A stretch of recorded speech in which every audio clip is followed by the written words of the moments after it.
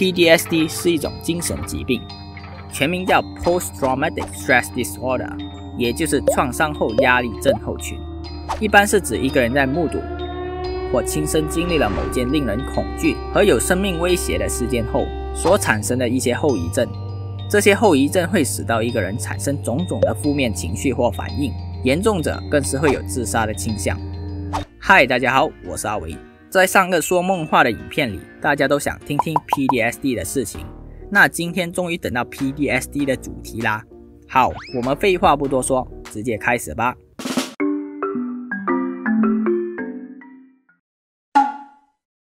首先 ，PTSD 患者必定有目睹或自身经历过严重的伤害和威胁事件，而这些创伤事件不管发生在任何人身上，大家都会认同这是件令人恐惧的事件，包括严重的车祸、绑架、强暴等案件啊，台风、地震、海啸等自然灾害，或是战争与恐怖事件等等。往往经历这些创伤事件后，不管是当事人还是目击者，都有可能产生 PTSD 的症状。PTSD 症状可能在创伤事件后发生的1个月内开始出现，但有时也可能在创伤事件发生的几年后才出现。它的发病时间可能会延续数年，甚至数十年。PTSD 症状会造成患者不管在家庭、工作，甚至是社会上都会出现严重问题，干扰他们的日常生活。这些症状一般分为4种类型：创伤记忆再次体验、过度警觉、思维情绪负面化以及刻意回避状态。第一种类型，创伤记忆再次体验。PTSD 患者会不由自主地想起创伤事件发生的情节，尽管他们不是有意去想它的。同时，患者也有可能产生闪回现象，也就是患者好像再次地回到当时发生的事件中，尽管只是意识上的呈现，但这足以让他们感到有种真实体验的感觉。而触发时机有可能是突如其来的，也有可能是看见、听到或闻到案件相关事物导致的，要不然就是晚上以噩梦的形式呈现，这也是很常见的不良症状。第二种，过度警觉。PTSD 患者会时时刻刻把注意力集中在很小的事情上，并且很容易被一些很小的事情吓到，从而会有紧张和边缘人的倾向，同时也容易心情烦躁与愤怒，甚至是做出攻击性的行为等。第三种，思维情绪负面化。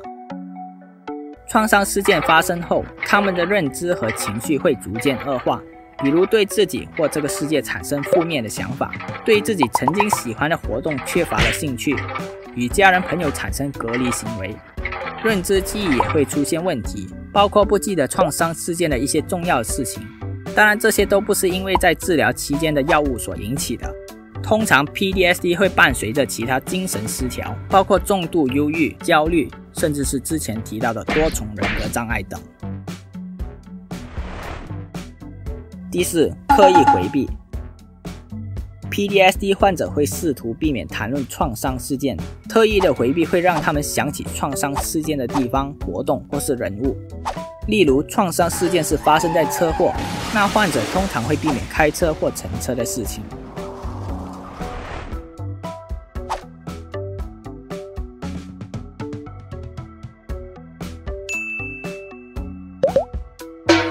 话是这么说，但是经过创伤事件的人也不一定全都会成为 PTSD 患者。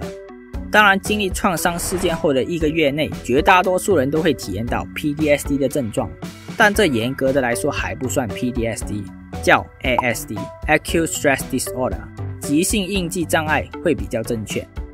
大部分人对创伤事件的情感会在几个月慢慢淡去，当然，如果持续发生，那就表示患上了 PTSD 症状啦。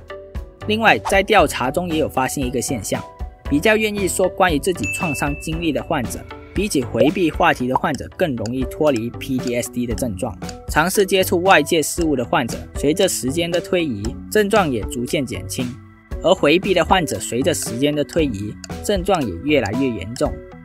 那如果发现朋友或家人中有 PTSD 的征兆呢？那我们能做的就是要接纳和支持他们，和他们更好的沟通，让他们可以更向外的表现。当然，如果表现严重的患者，毕竟我也不是什么专家嘛，所以我还是建议多鼓励他们去咨询或寻求专业的治疗吧。当然，提早接受治疗有助于防止 PTSD 症状的恶化哦。最后，如果喜欢这类心理学题材的朋友，在下面按个赞或留个言给我知道啊。好啦，如果你觉得这集影片不错的话，记得在下面按个赞。如果你也觉得这集对你有帮助的话，记得分享给身边的家人朋友。最后当然是订阅和小铃铛啦，那所有好玩又有趣的小知识就会第一时间通知你咯。